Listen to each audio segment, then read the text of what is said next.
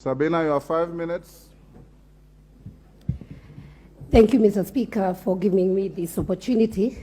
And Mr. Speaker, I will say from reports that I've heard from last week from the media, I'm really shocked that a communication is done on removal of my position, a position that was negotiated by my party with our coalition partners without informing me, Mr. Speaker, without actually involving me at all, Mr. Speaker. Mr. Speaker, as you are aware, in Article 47 of the Constitution, there is a provision of right of every person to administrative action that is lawful, reasonable, and procedurally fair. And under Article 236B of the Constitution provides that due process of law should be followed prior to any removal of office process being effected, Mr. Speaker. And so I am a member of Jubilee Party.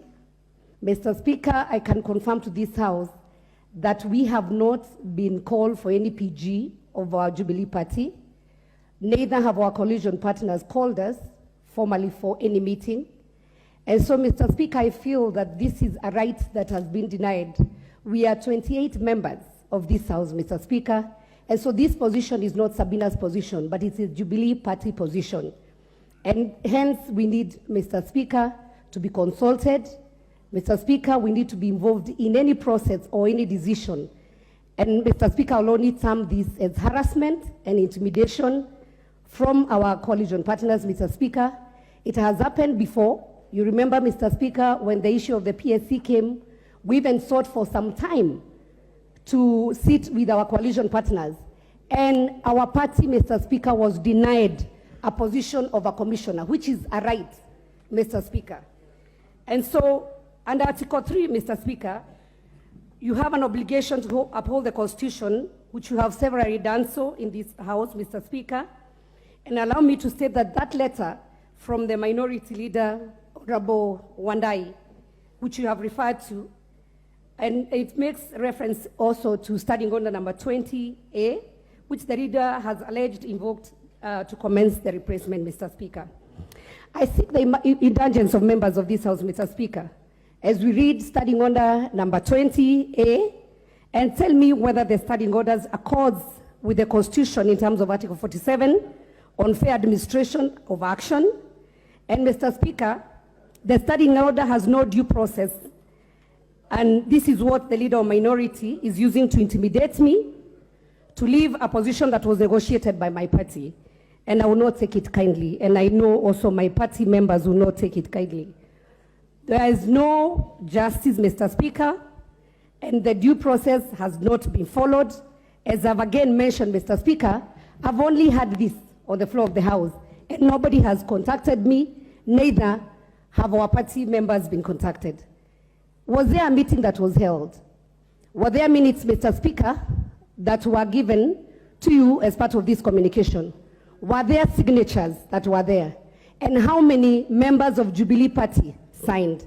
Mr. Speaker, I will beg that you avail to us these records and give us ample time before you communicate, Mr. Speaker, for us to sit and deliberate. One, as Jubilee Party, and number two, as a coalition, Mr. Speaker.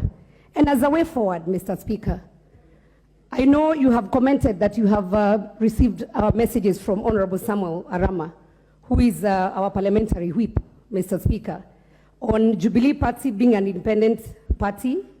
And so, Mr. Speaker, we deserve to have our own position in this, including our leadership position as Jubilee Party. We cannot be ignored, Mr. Speaker, where we have 28 members. We are second largest minority party.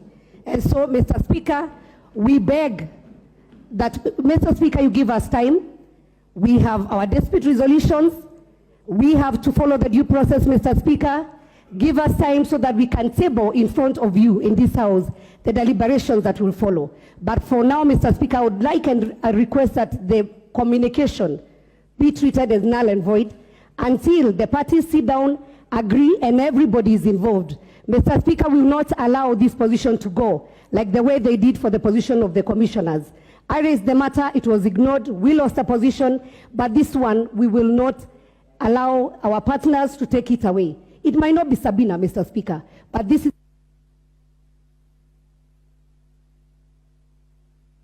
I'm the victim. Yeah. So thank you, Mr. Speaker. As I conclude, Mr. Speaker, I want to reiterate and say, yes, I am a member of Jubilee Party. And Jubilee Party is the second largest minority party in this House, Mr. Speaker. And I beg that we also get our equal share from the committees, from the House leadership, Mr. Speaker. And do not allow these people, Mr. Speaker, to intimidate us. Remember, Mr. Speaker, at one point, when you were a senator, the same people conned you your position, and you warned them it's going to be noisy and messy. And so, Mr. Speaker, I want to repeat again, we will not allow to be conned, Mr. Speaker, and we will repeat again, it's going to be noisy and messy, Mr. Speaker. Do not forget the journey we have walked together. And so when we get to this level, this is when they want to intimidate us, Mr. Speaker. There is also freedom of association, which, Mr. Speaker, you have also communicated in this office. So we are free to associate. We are free also to make independent decisions, Mr. Speaker, but we will not be cowed. We will not be intimidated. Mr. Speaker, as it was ruled then, when you are removed to the position, now you are at a position, Mr. Speaker, where you can be able to guide this House. I pray that God will give you wisdom, that you give us proper direction. But for now, Mr. Speaker, without